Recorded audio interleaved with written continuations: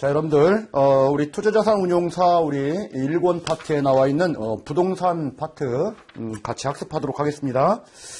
자, 우리 부동산 파트는 여러분들 뭐 문항수가 5문제 정도밖에 안 나오니까 이렇게 큰 비중을 차지하는 파트는 아니에요. 그런데 그 문항수에 비해서 학습해야 될 양이 상당히 많다라고 보여집니다. 그래서 여러분들 큰 줄기 위주로 정리를 하셔야지 뭐 꼼꼼하게 다 보시기에는 시간적 그리고 우리 그 합격을 위한 학습의 효율적인 면에서 보면은 상당히 안 좋은 파트다 이렇게 보여지기도 합니다.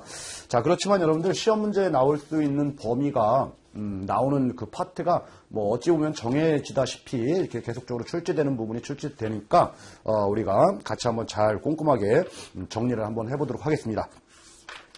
자, 우리 교재 여러분들 파트 10번에 나와 있는 부동산 개론 파트인데요. 페이지로는 388페이지에 나와 있죠. 처음에 여러분들 부동산의 투자 기초라고 나와 있는데 부동산의 개념과 특성 이렇게 나와 있죠. 자, 부동산이라고 하는 것은 우리 흔히 여러분들 토지라든지 뭐 건물 뭐 이런 것들이 좀 부동산이라고들 얘기를 하죠. 자, 그렇지만 여러분들 이 똑같은 토지라고 해도 또는 똑같은 건물이라고 해도 사람들마다 보는 시각의 차이에 따라서 실제 이용하는 자 아니면은 뭐 투자 목적으로 또는 투기 목적으로 여러 가지 용도 면에서 우리 생각들을 다 달리들 하고 있는 거죠.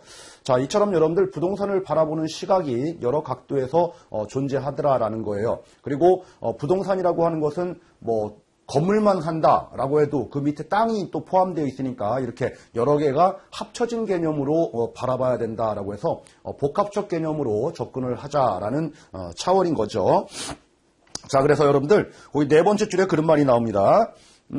다양한 측면을 복합적으로 이해해야 하는 것이다. 뭐 이런 말이 나와 있죠. 자, 복합적인 측면에서 부동산을 바라보면은 그 다음 단락에 자, 이런 말이 나오죠. 부동산을 바라보는 측면으로는 크게 유형적인 측면과 무형적인 측면이 있다라는 거예요. 그래서 유형적 측면과 무형의 측면에서 이제 부동산을 바라보는데, 자, 유형이라는 얘기는 뭐예요? 눈으로 보이는 거죠. 자, 눈으로 보이는 측면, 그 줄 계속 읽어보니까, 유형적 측면으로서는 부동산은 물리적, 기술적인 면에서 라고 돼 있죠. 즉 뭐예요? 물리적, 그리고 기술적으로 보는 게 유형적인 것이다 라는 거예요. 대표적으로 거기 옆에 자연물, 공간, 위치, 환경 뭐 이런 말들이 있죠. 이런 것들을 다 암기하는 게 아니고 여러분들 눈에 보이는 거 이렇게 보시면 되는 거예요. 자, 그리고 그 다음에 이제 무형적인 측면에서는 다시 경제, 사회적인 측면과 법률적인 측면으로 구분된다 이렇게 되어 있죠. 경제, 사회적인 측면, 즉 경제적인 측면 그리고 법률적인 측면. 자, 우리 경제상으로는 여러분들 뭐예요? 쉽게 말하면 부동산이라고 하는 것은 나의 자산인 거죠. 어찌 보면은 또 우리가 공장을 운영하시는 분들 입장에서 보게 되면은 토지라든지 건물은 우리의 생산 비용, 즉 원가적인 측면에서 이제 바라보는 거죠. 그래서 이제 경제 사회적인 측면과 그리고 법률적인 측면은 여러분들 그 법률상으로 우리 민법상에서는 이렇게 얘기해요. 토지 및 그 정착물이다. 그죠? 그리고 이제 헌법에서는, 헌법 23조에서는, 우리가 사유재산권을 인정을 하죠. 그죠? 그리고 또 하나, 그 23조 2항 3항에서는 공공상 필요에 따라서는 이 사유재산을 제한할 수 있다라고 또 얘기합니다. 이 제한과 관련된 법률들이 또 이제 공법 쪽에 뭐 토지 수용이라든지 아니면은 공공용도로 사용해라라는 그런 공법 관계에 우리 법률들이 많이 또 존재하게 되는 거죠. 이처럼 민법상 인정되는 그런 법률적인 측면도 있지만은 공법상 제한 규정들도 상당히 뒤따르게 된다라는 거예요. 자, 왜 그러냐면은 좀 부동산이라고 하는 것은 여러분들 한정되어 있죠. 늘어나지가 않아요. 그리고 우리 국가를 이루는 핵심 요소이기도 하죠. 따라서 개인의 사적 재산이기도 하지만은 공적 국가의 재산이기도 하다라고 해서 여러 가지 법률상 제한도 뒤따르게 된다라는 겁니다. 자, 이런 모든 것들을 여러분들 우리 오른쪽 페이지 그림 1-1에서 우리가 정의를 하고 있는데요. 자, 우리 유형적 측면에서 보니까 이제 물리적인 측면 그리고 기술적인 측면 이렇게 나와 있고요. 자연, 공학, 건축 뭐 이런 것들을 얘기를 하는 거고, 자, 우리 경제적인 측면에서는 여러분들 우리 경제 사회적인 측면으로도 바라볼 수 있는 거고, 법률적인 측면에서는 여러분들 법, 행정, 정치, 사회 규범 뭐 이렇게들 얘기한다라는 거죠. 우리 시험 목적상 여러분들 법률적인 측면은 우리가 이제 민사와 관련된 그리고 공사와 관련된 즉 민법 규정과 사법이에요. 그리고 공법 규정 다 얘기한다. 그래서 민사, 공사 그죠? 다 아우르는 개념이다. 이렇게 보시면 되는 거예요. 자, 그 밑에 여러분들 자세한 내용들을 또 이제 얘기를 합니다. 자, 1번 부동산의 물리적 개념이라고 되어 있죠. 요 이제 유형적 측면에서 물리적 개념을 좀 바라보겠다라는 거예요. 자, 요거 여러분들 정리를 하실 때 단순하게 막 암기하지 마시고요. 혹시 말장난 문제 나올 수도 있으니까 그런 부분에 대해서 유념을 하시기 바랍니다. 어떤 말장난이냐면은 유형적 측면에서는 경제적, 법률적으로 바라보고 무형적 측면에서 그리고 물리적인 측면을 바라본다 그러면 반대로 설명한 거니까 잘못된 표현이 되겠죠. 자, 우리 1번, 양괄호 1번. 자, 부동산의 물리적 개념에서 여러분들 첫 번째 줄 보니까 물리적 개념으로는 자연물, 공간, 위치로 이해할 수 있다라고 되어 있죠. 자연물, 위치, 공간 또는 뭐 환경 뭐 이런 것들. 자, 이런 얘기가 나오면 좀 물리적인 얘기를 하고 있다. 눈에 보이는 얘기를 하고 있다. 이렇게 보시면 되는 거고요.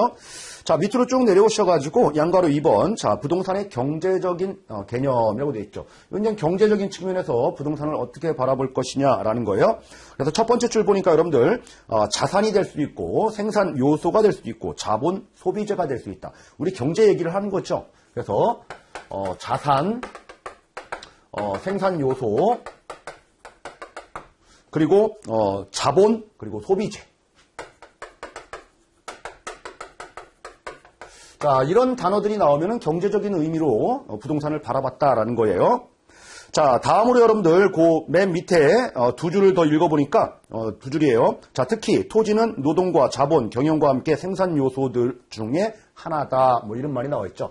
생산 원가가 된다라는 거예요. 이건 부의 수단이 되는 거고요. 그죠? 자본이 되는 거고, 우리가 소비가 되고, 뭐, 이런 개념이다라는 거예요. 자, 우리 다음 페이지 여러분들, 넘기셔가지고, 양괄호 3번. 자, 부동산의 법, 제도적인 개념, 이제 법률적인 측면에서 한번 바라보겠다라는 거예요. 자, 거기에 여러분들 두 번째 줄에 그런 말이 나오죠? 민법 제99조라는 거예요. 자, 민법에서는 지금 어떻게 얘기를 하느냐라는 거죠. 부동산이라고 하는 것은, 토지 및 그 정착물이다, 이렇게 얘기한다는 얘기예요.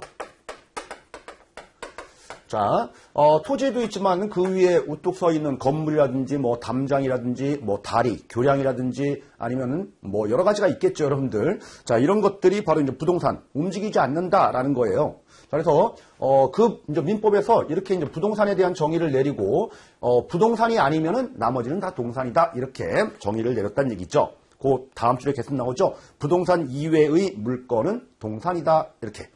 자, 혹시 여러분들 우리 민법에서는 이렇게 부동산에 대한 정의를 내린 거예요. 그렇죠? 민법에서는 여러분들 동산에 대한 정의를 내리지는 않았어요. 동산이 뭐다라고 정의는 안 내렸습니다. 그래서 이제 민법 규정상 동산을 제외하고는 부동산이다 이런 규정은 없어요. 동산에 대한 정의가 없으니까. 이해하시죠? 그래서 말장난 문제입니다, 이것도. 자, 우리 두 번째 줄에 부동산 이외의 물건은 동산이다 이렇게 얘기한다고요.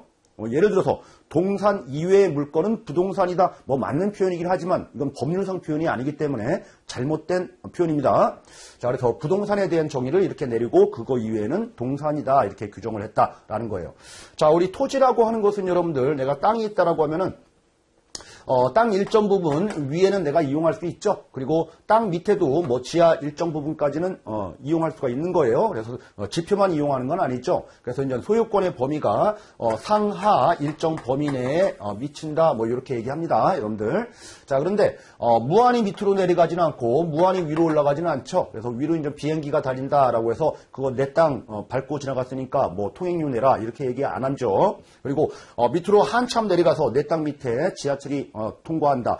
한참 밑에 가면은 뭐 어딘가 나오겠죠. 여기에 광물이 있으니까 이 광물은 내 거다. 이렇게 주장할 수는 없다라는 겁니다. 그래서 일정 범위까지 소유권으로 인정을 하더라라는 거예요.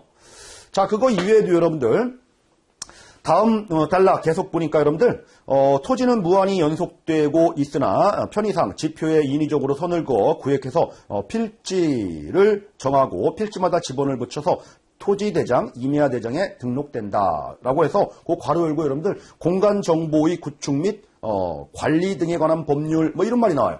그쵸? 우리 여러분들 이게 바로 공법들인 거예요. 사법만 있는 게 아니고 공법상에서도 이렇게 관리들을 한다, 국가에서. 그렇죠. 그래서 땅에 다 번호가 있는 거죠. 여러분들이 주소가 있다면 주소지에 그 집원이라는 게 있는 거죠. 요즘은 이제 도로명으로 표시되지만 어쨌든 간에 이제 집원. 그 집원이 하나하나 이제 정해졌다라고 하면은 그 필지는 내 거다. 즉 법적 개념이다라는 거예요. 그래서 이제 필지가 매겨진다라는 거 이렇게 얘기합니다. 이 필지라는 것은 소유권의 단위가 되는 거고 소유권의 단위. 그래서 법적 개념이에요. 자, 그래서 필지 크기가 여러분들 다 다른 거죠. 내 땅의 크기가 다 다르듯이. 자, 이거랑 좀 비교를 해야 될 게 획지라는 게 있는데 일정 구획을 다 이렇게 뭐 개발 사업을 한다라고 하면 획지예요. 이건 개발의 편의를 위해서 만들어 놓은 선 긋는 땅인 거지 우리가 필지 개념은 아닌 거예요. 그래서 우리 필지라는 게 법적 개념이다. 이렇게 좀 보시자고요. 자, 우리가 공법의 규정도 이렇게 적용된다라는 거예요. 자, 우리가 큰 틀을 보는 겁니다. 뭐 꼼꼼하게 보시는 건 아닙니다, 여러분들. 그쵸? 그래서 이런 문제도 나왔어요. 자, 우리 법률적 측면에서의 부동산은 민법 얘기를 하는 거지, 민법만 얘기하는 거지 공법 얘기는 하는 게 아니다. 그러면 틀린 말입니다. 공사법 다 얘기를 한다라고 정리를 해두시면 되겠네요. 자, 그리고 그 다음 단락 보니까 이 밖에 등기 등록 등의 공시 방법을 갖춤으로써 부동산에 준해서 취급하는 특정 동산이나 동산과 일체로 된 부동산의 집단으로서 공장재단, 공업재단, 공장재단, 선박도 일반 작은 선박이 아니고요. 20톤 넘는 선박. 그리고 항공기, 자동차, 건설기계, 어업권, 임목 등이 바로 의제부동산이다. 이렇게 얘기하는 거예요. 자, 여기서 여러분들 우리가 민법에서 말하는 토지 및 그 정착물 요거는 이제 작은 의미의 협의의 부동산이에요. 협의의 부동산. 자, 이거 말고도 우리 여러분들 토지 등록하죠. 그죠? 등기하죠. 그리고 건물도 등기하죠. 이렇게 등기 등록하는 거 말고도 이거 말고도 등기 등록하는 게 있더라. 자, 그거 이외에 동산인데 동산임에도 불구하고 이처럼 무슨 광업재단 그리고 공장재단 그리고 뭐예요? 선박, 배 20톤 넘는 거 그리고 항공기, 자동차 뭐 이런 것들 그리고 어업권, 광업권 이런 것들 그리고 일단의 임목, 나무들 이것들도 등록들 합니다. 자, 이렇게 등기 등록한다는 얘기는 등기 등록해야지만이 관리를 하겠다라는 거죠. 그러니까 우리 국가에서 이렇게 관리를 하는 거 이런 것들도 우리는 준부동산 또는 의제부동산 이렇게 부동산화해서 관리를 하더라라는 거예요. 자, 그래서 이 두 가지를 합치면은 이제 광의의 부동산이다 이렇게 얘기를 합니다. 광의의 부동산. 자, 그래서 거기 준부동산의 종류들 여러분들 밑줄 쳐셔가지고 종류를 한번 눈으로 좀 보시기 바라고요. 자, 여기서 여러분들 메모 정도 해두시기 바랍니다. 자, 준부동산에는 여러분들 우리 영업권이라는 것은 없어요. 어업권, 광업권은 있지만은 영업권은 준부동산이 아닙니다. 자, 또 하나는 여러분들 20톤 이하 부분은 미만은 선박 이거는 대상이 아니에요. 그쵸? 자, 그래서 이런 부분들 메모를 해두셔가지고 혹시라도 영업권이라는 단어가 나왔다 그러면 틀린 말이다라는 거 요 체크 정도 해두시기 바라겠습니다. 자, 다음 여러분들 밑으로 오셔가지고 표 1-1 부동산과 동산의 차이점 이렇게 나와 있는데요. 자, 이 차이점이 시험 문제 몇 번 출제한 적이 있습니다, 여러분들. 이 차이점. 자, 우리 동산이라고 하는 것은 쉽게 말해서 이처럼 이거 지우개 이거 움직이는 거죠. 움직이는 거 그리고 휴대폰 뭐 이런 것들 동산이에요. 자, 동산은 여러분들 가만히 보니까 내가 내 휴대폰을 쓰는 거지 남의 휴대폰 쓰지는 않죠. 그래서 휴대폰을 가지고 있으면은 저 사람 거구나라고 다들 생각을 해요. 자, 그런데 내가 지금 위치하고 있는 이 건물 내가 지금 이 건물의 안에 들어와 있어요. 근데 모든 사람들이 다 생각하죠. 그 사람 거다라는 생각들은 잘 안 합니다. 그렇죠?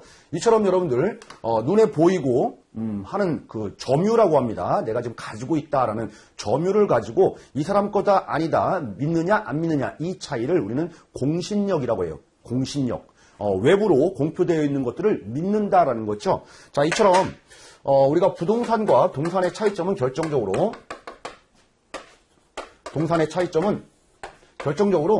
믿느냐 안 믿느냐 즉 점유 가지고 있다라고 하면은 그 사람 거다라고 믿는다라는 거죠. 공신. 그래서 공신은 여러분들 동산에 적용되는 거예요. 동산에. 자, 그런데 부동산은 믿지 않는다는 거죠. 그럼 믿게 하려면은 어디에 우리 나와야 될까요? 이건 내 거예요 라고 해서 우리 등기부에 우리 내 거라는 이름이 올라가 있어야 돼요. 그죠? 우리 그 등기부에 거기에 공시돼야 된다는 얘기죠. 겉으로 드러나야 된다는 얘기예요. 그래서 공신의 원칙이 아니고 부동산은 공시돼야 된다. 등기에. 그래야지 믿는다라는 이런 차이점이 있는 거예요. 그래서 이게 가장 중요한 차이점입니다, 여러분들. 그래서 동산과 부동산의 결정적인 차이점은 공신의 원칙이 적용되느냐, 부동산은 공신의 원칙이 적용되는 게 아니고 공시의 원칙이 적용된다. 자, 이런 부분들을 여러분들 알고 계셔야 돼요. 자, 그래서 거기 우리 표를 보니까 여러분들 뭐 위치가 고정되어 있다, 용도가 다양하다, 뭐 이런 것들이 나와 있는데 다 생략을 하고요. 자, 밑으로 쭉 내려오셔가지고 경제적인 측면에서 하나만 보도록 하겠습니다, 여러분들. 자, 우리 가격 형성과 관련돼서는 부동산은 일물일가의 원칙이 배제된다. 그리고 동산은 일물일가의 원칙이 지배한다. 적용된다. 그 말이에요. 즉, 여러분들 이 분필 하나가 100원이다라고 하면은 어디 가든지 다 100원에 사는 거죠. 그래서 똑같은 물건은 가격이 다 정해져 있는 거예요. 그래서 일물일가, 한 가지 물건에 한 가지 가격이 이렇게 책정이 되는 겁니다. 동산이니까 그런 거예요. 자, 부동산이라고 하면 여러분들이 지금 서 있는 땅, 이 땅값은 한 평에 또는 제곱미터당 얼마다라고 해서 가격이 매겨지죠. 그런데 옆에 있는 땅은 똑같은 가격일까요? 똑같은 땅이지만은 가격은 다 달라요. 이처럼 부동산은 다 개별마다 다 위치상이라든지 아니면은 뭐 그 환경이라든지, 그쵸? 그리고 사람들의 수요라든지, 뭐 공급이라든지 여러 가지 측면에서 보면은 다 다르더라라는 겁니다. 이처럼 여러분들 일물 한 가지 땅이라고 해도 땅은 똑같다라고 해도 가격이 똑같지는 않다. 그래서 일물일가의 원칙은 적용되지 않는다라는 겁니다. 이게 바로 개별성이에요. 자, 다음 여러분들 거기 이제 공시의 방법이라고 돼 있죠. 공시. 자, 우리 등기하고 점유 요 차이예요. 그렇죠? 우리가 등기가 돼 있으면은 믿는다. 자, 여기 동사는 가지고 있으면 믿는다. 그렇죠? 그래서 이 분필을 다른 사람한테 줬어요. 그러면은 우리가 소유권이 이전되는 거예요. 점유를 획득했으니까. 그런데 부동산은요. 말로다 줬다라고 하면 안 돼요. 그죠? 등기를 해야지만이 넘어가더라라는 겁니다. 자, 이처럼 여러분들 공신력과 관련된 부분들은 동산에서만 인정한다. 공신력. 자, 상당히 중요한 거죠. 자, 다음 취득시효와 관련돼서는 20년 그리고 10년 이런 차이가 있는데 뭐 간단하게 차이 정도만 여러분들 체크 정도만 해두시기 바라고요. 자, 다음 용익물권 그리고 담보물권 설정과 관련된 부분 보도록 하겠습니다. 자, 뒤쪽에 여러분들 용익물권과 담보물권에 대해서 또 이제 학습을 하실 거예요. 먼저 이제 말씀을 드리면은 우리가 소유권이라는 게 있어요. 소유권, 내가 가지고 있다라는 거죠. 이 가지고 있으면 여러분들 내가 이걸 가지고 쓸 수 있죠. 그리고 여기서 수익을 창출할 수도 있습니다. 그리고 내 마음대로 처분을 할 수도 있는 거예요. 그래서 사용 수익 처분할 수 있는 권한을 가지는 게 바로 소유권이에요. 소유권. 자, 그런데 이 사용하고 수익을 다른 사람한테 우리가 빌려주듯이 넘겨주는 경우가 있죠. 이게 바로 사용가치. 그리고 요거 처분권을 내가 마음대로 처분하지 못하는 이런 것들을 제한하는 경우가 있어요. 자, 요게 우리는 용익물권 이렇게 얘기를 하는 거고요. 자, 요게 담보물권 이렇게 얘기를 하는 거예요. 자, 우리 민법상 용익물권의 종류로는 여러분들 첫 번째 지상권이라는 게 있고요. 물론 이제 뒤쪽에서 또 나오고 있지만은 여러분들 미리 이제 설명을 드리는 겁니다. 지상권이라는 게 있고요. 이제 지역권이라는 게 있습니다. 그리고 세 번째 이제 전세권이라는 게 있어요. 전세권. 자, 지상권이라는 것은 다른 사람 땅이지만은 그 위에 우리가 수목이라든지 나무라든지 과실수라든지 아니면 건물 등을 지어가지고 이용할 수 있는 권리를 획득하는 거예요. 그리고 지역권은 내가 땅이 있는데 옆에 있는 지역을 우리가 걸어서 밟아서 통행할 수 있는 거, 아니면 물을 끌어올 수 있는, 자, 그래서 남의 땅을 이용할 수 있는 권리가 있는 게 바로 지역권이에요. 그리고 전세권은 여러분들 다 알고 계시듯이 전세금 내가지고 월세 내면서 내가 그 건물을 이용할 수 있는 권리가 바로 전세권이죠. 자, 그래서 사용과 수익을 할 수 있는 거에 대해서 갑이라는 자의 소유권자라고 해도 이렇게 을이라는 자가 이런 권리를 설정해 놓으면은 다 이용할 수 있다는 얘기죠. 그래서 사용 수익권을 제한하는 제한물권이다. 소유권을 제한한다라고 하는 거예요. 자, 다음 여러분들 담보물권에는 여러분들 어떤 거가 있냐면은 유치권이 있어요. 유치권, 그리고 질권이 있고요. 그리고 저당권. 여러분들 뭐 저당권이라는 것들은 많이 들어왔죠. 은행 가서 담보로 우리가 대출 받을 때 근저당을 잡히고 담보 대출 받죠. 그래서 내가 이거 상환하지 않으면은 그죠? 저당권을 행사해서 우리가 경매에 들어가서 부동산을 팔아치우죠. 그 은행이. 그러니까 이 처분에 대한 제한을 하는 거예요. 담보. 그렇죠? 그래서 담보 물건과 관련된 부분들도 이렇게 지금 설정을 하고 있는데, 자, 이 중에서 부동산은 여러분들 이 질권은 부동산에 설정하지 못해요. 부동산에는 이 질권은 동산에만 설정하는 거예요. 질권은. 자, 그리고 여기서 말하는 요 전세권과 관련된 부분들은 우리 동산에는 설정하지 못해요. 동산에는 설정하지 못한다. 동산에 설정하지 못한다. 그리고 이 용해물권 전체는 우리 동산에 설정하지 못해요. 자, 이런 식으로 여러분들 정리를 좀 해두실 필요가 있습니다. 해두실 필요가 있어요. 그리고 우리 저당권과 관련된 부분들도 우리가 아파트라든지 건물을 저당 잡히는 거지 내가 가지고 있는 휴대폰을 저당 잡히는 거 아니죠? 이 휴대폰을 뭐 시계를 저당 잡힌다. 이게 질권이에요. 여러분들 그 전당포 예전에는 전당포가 있었죠. 우리 시계를 맡겨놓고 돈을 잠깐 빌려 쓰는 곳, 그렇죠? 이게 이제 전당포인 거죠. 우리가 저당 잡는 게 아니고 질권 잡히는 거예요. 자, 그래서 요거는 이제 동산에는 쓰지 못해요. 동산에는. 그럼 정리를 해보면은 이렇게 정리할 수 있습니다. 이게 복잡할 것처럼 보이는데 우리 제한물권 총 6가지를 쭉 보게 되면은 이 부동산에는 여러분들 부동산에는 질권을 설정할 수 없다. 나머지는 다 설정할 수 있지만, 그렇죠? 이렇게 정리하시면 되는 거고요. 다음 우리 동산에는 여러분들 동산에는 우리 전당포 생각하면 질권은 설정할 수 있는 거죠. 질권 설정 가능하고, 그리고 유치권 내가 가지고 있을 수 있는 권리는 있어요. 그렇죠? 자, 이런 것들은 가능해요. 그런데 그 이외의 것들은 안 된다라고 보시면 되겠죠. 그래서 큰 틀을 여러분들 먼저 좀 정리를 해 두실 필요가 있겠네요. 자, 다음 무주물 귀속과 강제 집행 시의 집행기관, 그리고 환매기간, 뭐 이런 것들은 너무 이제 디테일한 부분 이런 것까지 다 공부하시면은 우리 이제 민사와 관련된 민법 공부를 해야 되니까 너무 많아요. 그래서 큰 틀로 여러분들 요 정도는 여러분들이 알고 계시자라는 겁니다. 요 정도는. 자, 다음 가겠습니다, 여러분들. 자, 우측 페이지 가셔가지고 부동산의 특성 보도록 하겠습니다.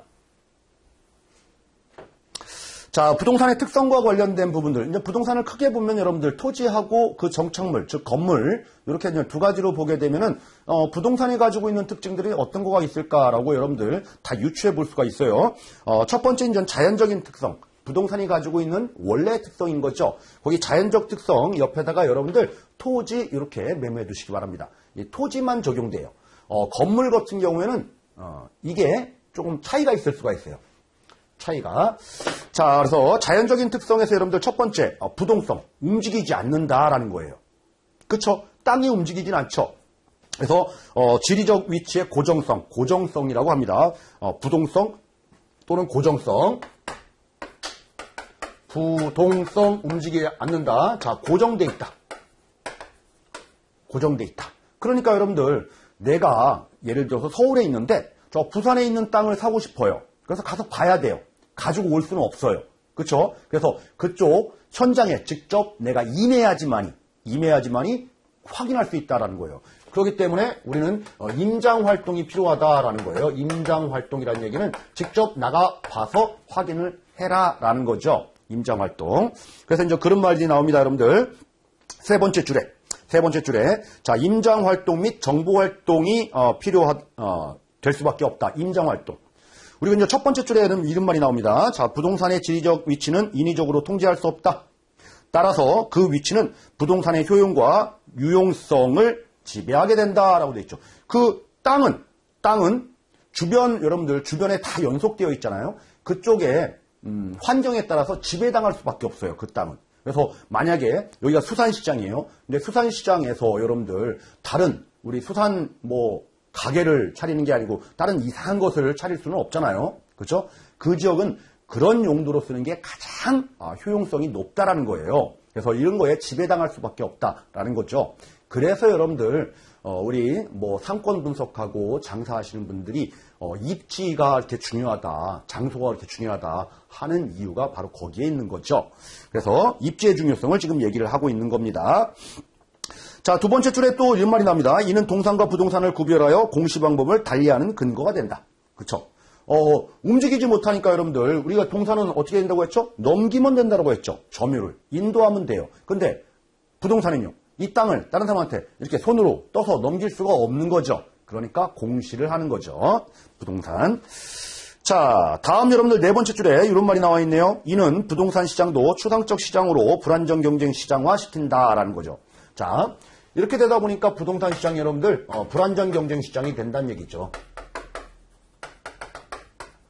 우리 완전 경쟁이 되려면 여러분들 다수의 참여자들이 모여가지고 다수가 수요 공급이 만나가지고 치열하게 경쟁하면서 흥정하면서 가격이 형성되는 시장을 완전 경쟁 시장이라고 하는 거고요. 그리고 완전 경쟁 시장에서 거래되는 그런 거래 물건들, 재화들은 양이 엄청나게 많아야 되는 거죠. 그런데 이제 부동산이라는 것은 개별적이고 움직이지도 못하고 그리고 참여하는 자들도 필요한 사람 한두 명 참여하는 거고 정보들이 다 불투명하고 노출되지 않은 그런 상황이기 때문에 불안정 경쟁화 됐더라라는 거예요. 그래서 부동산과 관련된 얘기를 좀 해봤고요.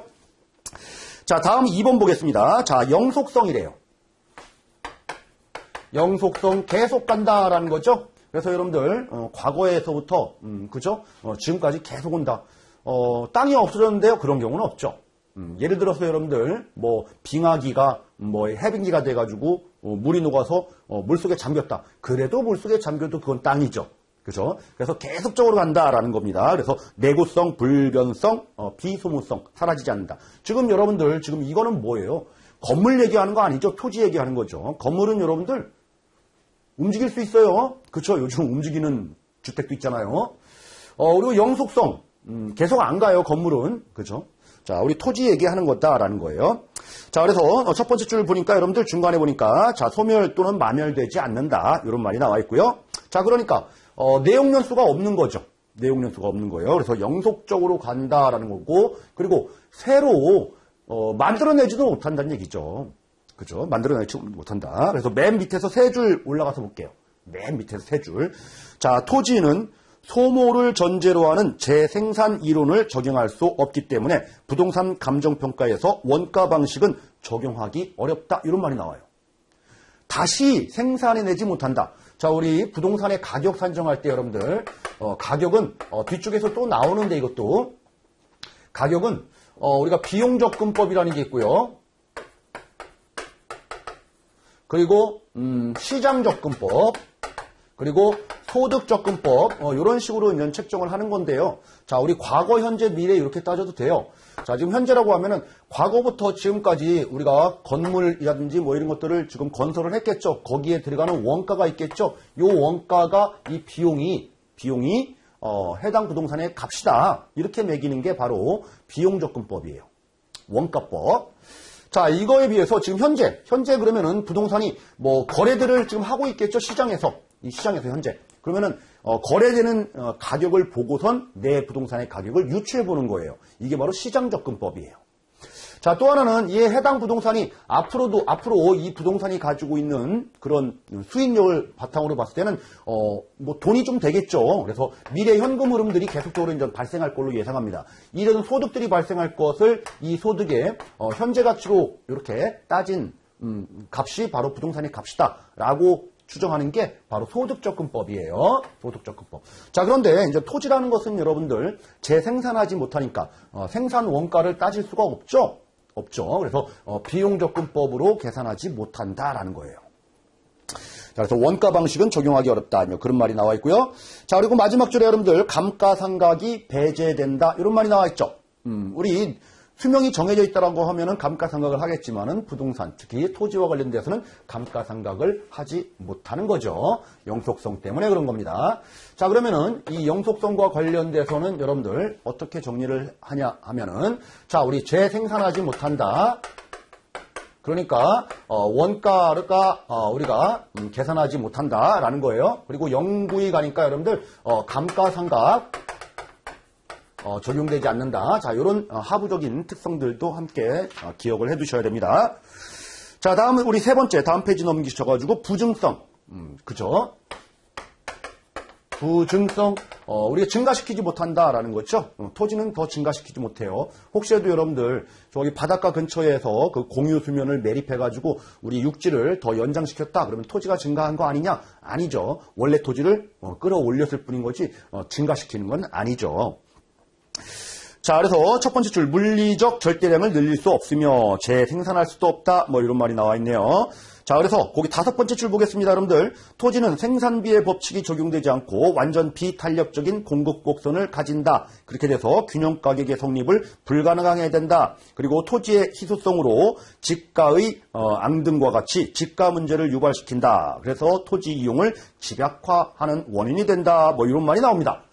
자, 뭐예요? 새로 증가시킬 수 있다라고 하면은, 토지를 새로 증가시킬 수 있다라고 하면은, 이 땅이 너무 비싸요. 그러면은, 새로 만들어가지고 그 땅 쓰면 될 거예요. 근데, 증가시키지 못하니까 그걸 써야 돼요. 그쵸? 써야 돼요. 그러니까 너무 희소한 거예요. 희소하니까 가격이 점점 올라가게 되는 거죠. 그래서, 결국은 뭐예요? 집가를 상승시키는 요인이 된다라는 거죠. 그러니까, 그 토지를 아무렇게나 쓰면 안 되겠죠? 이 비싼 땅을. 그래서 최고 용도로 우리는 써야 되겠다라는 거죠. 그래서 한정되어 있기 때문에 여러분들 그 용도에 맞는 최유효 사용이라고 합니다. 또는 이용, 최유효, 최고로 효용이 높은 용도로 사용을 해야 되겠다라는 얘기가 나오는 거예요. 자, 다음으로 여러분들 이 공급이 부중, 늘어나지 않으니까 여러분들 수요와 공급과 관련돼서 우리 여러분들 물량과 가격과의 관계에서 수요 곡선은 이렇게 우하향하죠. 가격이 떨어지면은 수요는 더 늘어나고 가격이 비싸면은 수요는 줄죠. 자, 공급은 여러분들 우상향하는 게 원칙이에요. 자, 뭐예요? 가격이 오르면은 더 많이 생산해서 판매하죠. 근데 가격이 내리면은 생산을 거의 안 하겠죠. 자, 이런 게 원칙이지만 여러분들 우리 토지와 관련된 부분들은 이 양을, 공급량을 이렇게 줄였다 늘렸다 하지 못하더라라는 거죠. 그래서 공급 곡선은 이렇게 딱 정해져 있다. 양이. 이게 바로 부증성이죠. 부증성. 그래서 이 공급 곡선은 어떻게 된다?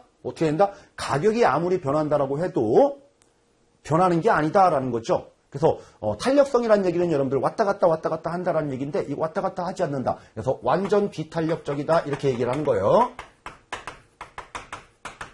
자, 그러면은 이거를 여러분들 우리 그래프상으로 얘기하면은 우리가 공급 곡선은 수직이다 이렇게 얘기한다고요. 자, 그래서 공급 곡선은 우리가 수직이다. 완전 비탄력적이다 이렇게 얘기한다고요. 토지의 공급은 뭐예요? 완전 비탄력적이다. 자, 혹시 토지의 공급은 탄력적이다 아니면 완전 탄력적이다 그럼 틀리겠죠. 완전 비탄력적이다 이렇게 얘기하는 얘기예요. 자, 이것은 여러분들 부증성과 관련된 얘기를 하고 있는 겁니다. 자, 우리 4번 보겠습니다. 개별성. 우리 좀 전에도 말씀드렸죠, 여러분들. 우리가 다 달라요. 다 달라요, 토지는. 그러니까, 이 땅, 저 땅 가격은 따로따로 다 계산될 수밖에 없어요. 그래서, 일물일가의 원칙이 적용되지 않는다. 원칙이 배제된다. 이런 말이에요. 일물일가의 원칙이 적용된다. 그래서 여러분들 두 번째 줄에 동일한 복수의 토지가 없다. 이런 말이 나와 있고요. 자, 우리 다섯 줄 내려가서 다음 단락에 개별성으로 인해서 부동산의 가격 및 수익이 개별적으로 형성되고 일물일가의 법칙이 적용되지 못함으로 이런 말이 나왔죠. 그러니까 이 땅 저 땅 가격이 다 다르다 보니까 그러면 이 땅은 가격이 얼마예요? 저 땅은 가격이 얼마예요? 이렇게 좀 알아봐야 되겠죠. 근데 알아보는데 내가 그 가격을 매길 수는 없잖아요. 그러니까 감정평가를 받는다 아니면은 그쪽 지역에 아주 권위 있는 공인중개사 이런 사람들의 조언을 구한다. 이처럼 여러분들 전문가의 가격 산정에 도움을 받을 필요가 있는 거죠. 자, 그런 말들이 계속 나와 있네요, 여러분들. 자, 그 가격을 평가하기 위해서는 전문가의 활동을 요구한다. 이런 말이 나와 있어요. 그래서 감정평가 이런 말이 나와 있는 거죠. 자, 그래서 일물일가의 원칙이 적용되지 않으니까 가격을 다 매기려면 우리는 감정평가라는 것을 받아봐야 된다. 이런 말들도 있습니다. 자, 이렇게 여러분들 우리가 토지의 자연적인 특성 요 네 가지를 좀 알아봤는데요. 시험 문제 자주 나오는 포인트입니다, 이거. 자, 이렇게 어려운 내용은 아니지만 여러분들 그래도 시험용으로 이렇게 정리는 해 두셔야 되겠죠. 자, 다음 여러분들 우리가 2번 보겠습니다. 인문적 특성. 우리가 있는 토지라는 것 또는 건물이라는 부동산은 여러분들 이렇게 현실적으로 눈에 보이는 이런 현상뿐만 아니라 자연적인 특성뿐만 아니라 사람들이 이용을 하는 거잖아요. 인문적으로. 그죠? 사람들이 이용할 때 똑같은 땅, 증가하지 않고 고정되어 있고 개별성을 띈다고 해도, 그죠? 사람들의 이용을 밭으로 이용하느냐, 논으로 이용하느냐, 아니면 건물 지을 땅으로 이용하느냐, 여러 가지 용도가 많죠. 그렇죠? 그래서 여러분들 1번 용도의 다양성을 띈다 이런 말을 하는 거예요. 그러니까 용도의 다양성을 띈에도 불구하고 토지는 여러분들 증가하지 않기 때문에 어때요? 그 용도 중에서 최고 좋은 용도로 사용해야지 된다라는 거죠. 이게 바로 인문적 특성이에요. 그래서 용도의 다양성. 자, 우리 마지막 줄에 그런 말이 나옵니다. 최유효 이용의 원칙에 따른다 이런 말이 나와요. 자, 다음 우측 페이지 여러분들 양괄호 2번 합병 분할 가능성 이렇게 되어 있습니다. 그쵸? 우리 좀 전에도 말씀드렸듯이 여러분들 땅이 쭉 있으면은 자, 여기서부터 여기 거는 A 땅, 자, 여기서부터 여기 거는 B 땅, 자, 여기서부터 여기 거는 C 땅, 여기서부터 여기 거는 D 땅 이렇게 소유권의 범위를 매길 수 있는 거 요게 바로 필지예요. 한 필, 한 필, 이렇게 소유권, 법적 개념인 거죠. 각각의 지번이 매겨지는 거예요. 자, 그런데 여러분들, 자, 여기에 지금, 대형 상가 건물을 지으려고 하는데, 대형 상가예요. 그러다 보니까, 요거 하나에만 A가 지으려고 하는데, 요거에만 짓기에는 너무 작아. 그래서, B하고 같이 합쳐가지고, 이렇게 같이 짓자라고 해서 합칠 수도 있는 거예요. 그쵸? 또는 너무 작은 것 같으니까, 요 C까지 이용해서 요까지 합칠 수도 있는 거죠. 더 넓히고 싶어요. 주차장이 필요해요. 근데 D까지 합친다 보니까 D 거는 너무 많아. 그래서 요 정도까지만 좀 쪼개가지고 여기는 분할해가지고 합칠 수도 있는 거예요. 이처럼 여러분들 합병과 분할이 다 가능하다. 그래서 구획을 설정할 수 있다라는 거죠. 자, 이렇게 해야지만이 우리 대규모 상가를 들 때 최고로 효용을 높일 수 있는 방안을 찾아내는 거죠. 그래서 필지에 국한되지 않는다. 획지를 설정할 수 있다라는 겁니다. 자, 그래서 첫 번째 줄 보니까 끝에 보니까 인위적으로 큰 규모로 합치거나 작은 규모로 나눌 수 있다. 이런 말이 나와 있죠. 자, 이런 것들이 다 최고 용도로 쓰기 위한 하나의 방안인 겁니다. 그래서 두 번째 단락에 그 다섯째 줄 내려와서 자, 부동산은 합병 분할을 통해서 다양한 용도 중에서 최유효 이용을 기할 수 있는 용도의 선택을 가능하게 한다는 점에서 이렇게 용도의 다양성과 밀접한 관련이 있다라는 얘기를 하죠. 다음 3번 여러분들 사회적, 경제적, 행정적 위치의 가변성 이렇게 나와 있는데 그렇죠. 우리 토지라는 것은 여러분들 다 우리 움직이지도 못하고 지역적으로 다 이렇게 있지만은 사회적으로 봤을 때 여러분들 이쪽 사회가 이쪽 지역이 커뮤니티가 이제 형성되다 보면 발전하다 보면은 그 용도라든지 사용 용도라든지 아니면 가격이라든지 이런 것들이 다 바뀌죠 여러분들. 그렇죠? 예전에는 서울시가 이제 우리가 행정도시였는데 저 세종시로 이제 행정 수도가 이제 넘어갔기 때문에 그쪽 세종시가 또 발전을 하듯이 이렇게 사회적, 경제적, 행정적인 요인에 따라서 그 위치가 차지하는 포지셔닝은 이렇게 변하는 거예요. 그죠? 계속 정해져 있는 게 아니죠, 여러분들. 혹시 나중에 우리 대한민국의 수도가 서울이 아니고 부산 또는 광주로 이렇게 바뀌게 되면은 우리 또 그런 환경에 따라서 여러분들 삶이 또 바뀌게 될 겁니다. 이처럼 우리 인문적으로 사람이 이용하는 정도에 따라서 위치는 변화가 있다라는 겁니다. 자, 여기 우리 부동산의 여러분들 자연적 특성과 인문적 특성에 대해서 간략하게 알아봤는데요. 시험 문제 용어로는 인문적 특성보다는 자연적 특성이 시험 문제에 자주 나오고요. 그리고 앞에서 공부했던 우리 동산과 부동산의 결정적인 차이점이 뭔지 자, 이런 내용 중심으로 여러분들 우리 이 앞부분은 정리를 해두시면 돼요. 이렇게 어려운 내용임에도 불구하고 여러분들이 좀 쉽게 우리 시험 용어로 쉽게 정리를 하셔야지 많은 내용을 깊게 들어가면은 오히려 더 독이 될 수가 있습니다.